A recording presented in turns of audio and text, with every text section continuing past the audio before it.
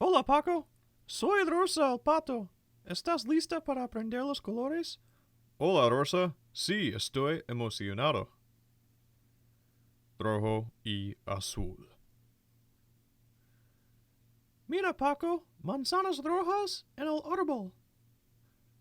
Sí, son rojas como una fresa. Unas fresas. El cielo. Y el cielo es azul, como nuestro estanque. Cierto, azul como el océano. Amarillo y verde.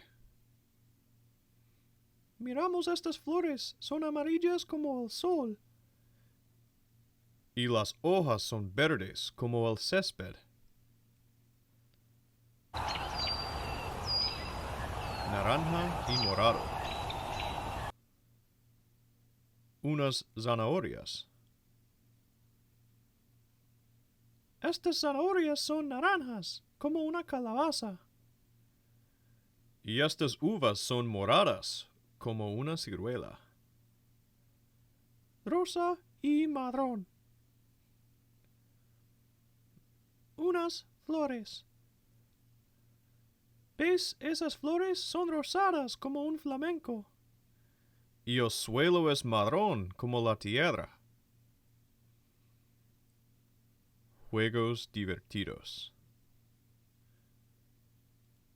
Aprendimos muchos colores hoy, Paco. Sí, Rosa, ¿qué tal un juego para practicar? ¡Genial! ¿Qué color ves aquí?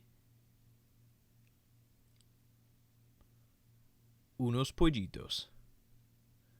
Es amarillo. Hoy aprendimos muchos colores. Sí, Rosa, fue una aventura divertida. Gracias. Hasta la próxima. Hasta luego. Adiós.